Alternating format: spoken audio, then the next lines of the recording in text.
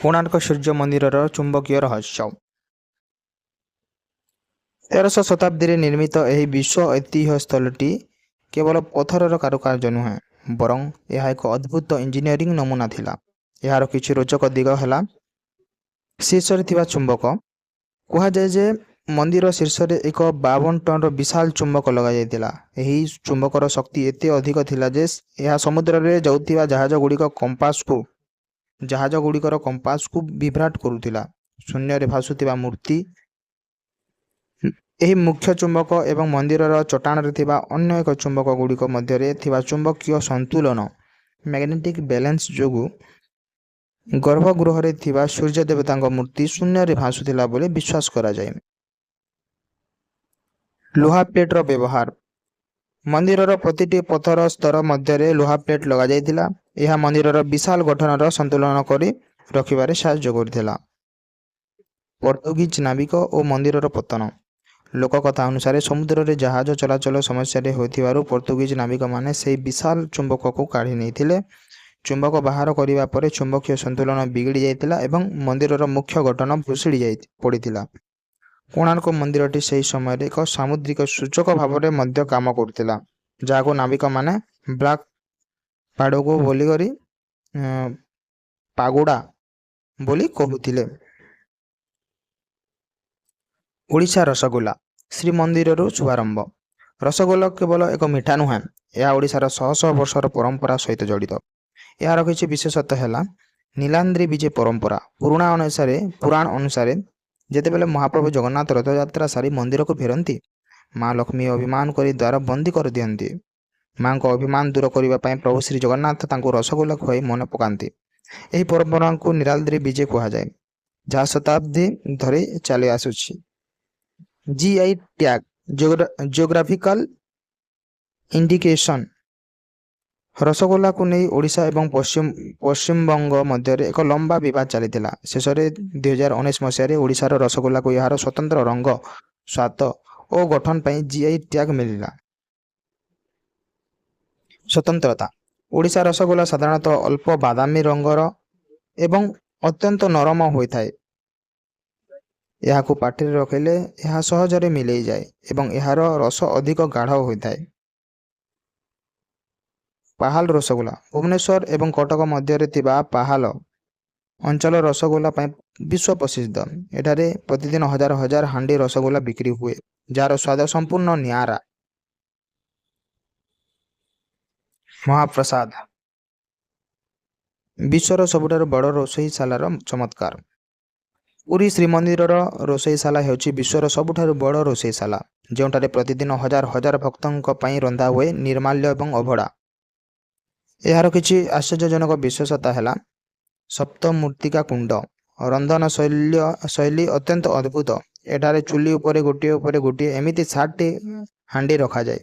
ଆଶ୍ଚର୍ଯ୍ୟର କଥା ହେଉଛି ସବୁଠାରୁ ଉପରେ ଥିବା ହାଣ୍ଡିର ଅଗ୍ନି ପ୍ରଥମେ ସିଝିଥାଏ ଏବଂ ସବୁଠାରୁ ତଳେ ଥିବା ହାଣ୍ଡିର ଅଗ୍ନି ଶେଷରେ ସିଝିଥାଏ। ମା ଲକ୍ଷ୍ମୀଙ୍କ ରୋଷେଇ। କୁହାଯାଏ ଯେ ଏହି ରୋଷେଇଶାଳାରେ ସ୍ୱୟଂ ମା ଲକ୍ଷ୍ମୀ ରୋଷେଇର ତତ୍ତ୍ୱାବଧାନ କରନ୍ତି। ଯଦି କୌଣସି ଦିନ ରୋଷେଇରେ କିଛି ତ୍ରୁଟି ରହେ, ତେବେ ମନ୍ଦିର ପରିସରରେ ଥିବା ଅଦୃଶ୍ୟ କୁକୁରକୁ ଦେଖାଯାଏ। ଏହା ସଂକେତ ଦିଏ ଯେ ସେହି ଦିନର ପ୍ରସାଦ ମହାପ୍ରଭୁଙ୍କୁ ଅର୍ପଣ କରାଯାଇପାରିବ ନାହିଁ। ପରିମାଣର ରହସ୍ୟ। ପ୍ରତିଦିନ କେବଳ ପ୍ରତ୍ୟେକ ଭକ୍ତ ମନ୍ଦିରକୁ ଆସିବେ, ତାହା କେହି ଜାଣନ୍ତି ନାହିଁ। କିନ୍ତୁ ମହାପ୍ରସାଦ କେବେ ହେଲେ କମ୍ ପଡ଼େ ନାହିଁ କିମ୍ବା ବଳି ପଡ଼ି ନଷ୍ଟ ହୁଏ ନାହିଁ। ଏହା ଏକ ଦେବୀ ଚମତ୍କାର ଭାବରେ ବିଶ୍ୱାସ କରାଯାଏ। କୁଡ଼ୁଆ ଓ ବାଷ୍ପ ଇନ୍ଧନ। ଏଠାରେ କେବଳ ମାଟି ହାଣ୍ଡି ବା କୁଡ଼ୁଆ ବ୍ୟବହାର କରାଯାଏ। ରନ୍ଧନ ପାଇଁ କେବଳ ଗଙ୍ଗା ଯମୁନା କୂଅର ପବିତ୍ର ଜଳ ଏବଂ କାଠ ଜାଳେଣୀ ବ୍ୟବହାର ହୁଏ। ମହାପ୍ରସାଦର ସେହି ଅପୂର୍ବ ବାସ୍ନା ଏବଂ ସ୍ୱାଦ ଅନ୍ୟ କୌଣସି ପଞ୍ଚତାରକା ହୋଟେଲର ଖାଦ୍ୟରେ ମଧ୍ୟ ମିଳିବା ଅସମ୍ଭବ। ଅନେକ ବର୍ଷ ପୂର୍ବେ ସୁବର୍ଣ୍ଣପୁର ନାମକ ଏକ ଗ୍ରାମରେ ସୁବୋଧ ନାମକ ଜଣେ ଅତ୍ୟନ୍ତ ଜିଜ୍ଞାସୁ ଏବଂ ନିର୍ଭୀକ ଯୁବକ ବାସ କରୁଥିଲେ, ଯିଏ ଶୁଣିବାକୁ ପାଇଥିଲେ ଯେ ଜଙ୍ଗଲର ସବୁଠାରୁ ଗଭୀର କୋଣରେ ଏକ ଅଦୃଶ୍ୟ ଦୀପ ଅଛି, ଯାହାକୁ ଜଳାଇଲେ ମଣିଷ ନିଜର ଭବିଷ୍ୟତ ଦେଖିପାରିବ। ସୁବୋଧ ସେ ଦୀପକୁ ଖୋଜିବା ପାଇଁ ଏକ ନିଶୁଣ ଅମାବାସ୍ୟା ରାତ୍ରିରେ ଯାତ୍ରା ଆରମ୍ଭ କଲେ। ଯେଉଁଠାରେ ବାଟରେ ତାଙ୍କୁ ପ୍ରଥମେ ମାୟାବୀ ନଦୀ ପାର ହେବାକୁ ପଡ଼ିଲା, ଯାହାର ପାଣି ସ୍ରୋତ ବିପରୀତ ଦିଗକୁ ବହୁଥିଲା।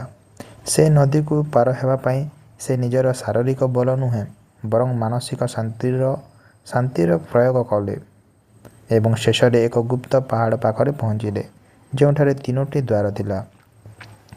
ପ୍ରଥମ ଦ୍ୱାରଟି ସୁନା ହୀରାରେ ଚମକୁଥିଲା। ଦ୍ୱିତୀୟ ଦ୍ୱାରଟି ବିଳାସପୂର୍ଣ୍ଣ ଖାଦ୍ୟରେ ଭରପୁର ଥିଲା। କିନ୍ତୁ ସୁବୋଧ ସେସବୁକୁ ପ୍ରତ୍ୟାଖ୍ୟାନ କରି ତୃତୀୟ ଦ୍ୱାରଟିକୁ ବାଛିଲେ, ଯାହା ଅତ୍ୟନ୍ତ ସାଧାରଣ ଏବଂ ପୁରୁଣା ଦେଖାଯାଉଥିଲା।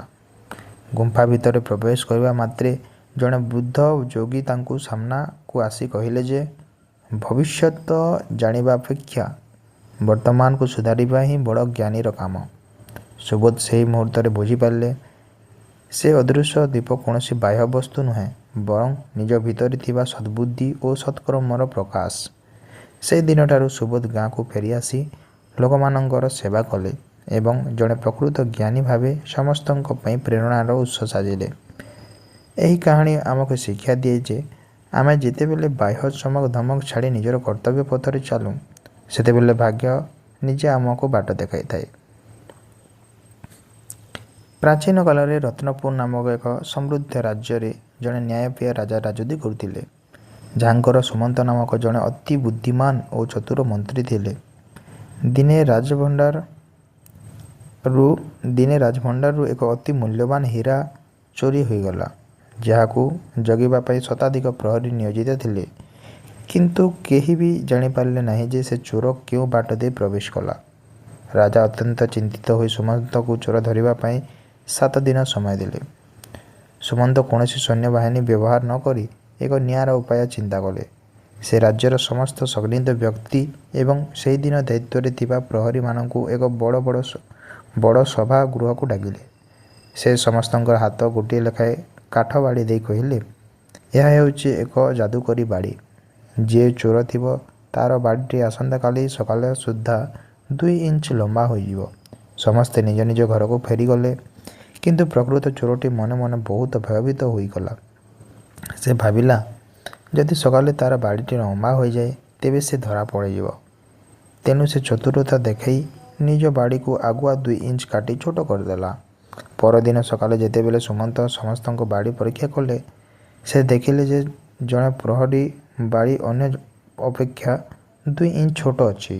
ସୁମନ୍ତ ସଙ୍ଗେ ସଙ୍ଗେ ସେ ଚୋରକୁ ଚିହ୍ନଟ କଲେ, କାରଣ ବାସ୍ତବରେ ସେ ବାଡ଼ିଟି କୌଣସି ଯାଦୁ ନଥିଲା, ତାହା କେବଳ ଚୋରର ମାନସିକତା ପରୀକ୍ଷା କରିବା ପାଇଁ ଏକ କୌଶଳ ଥିଲା।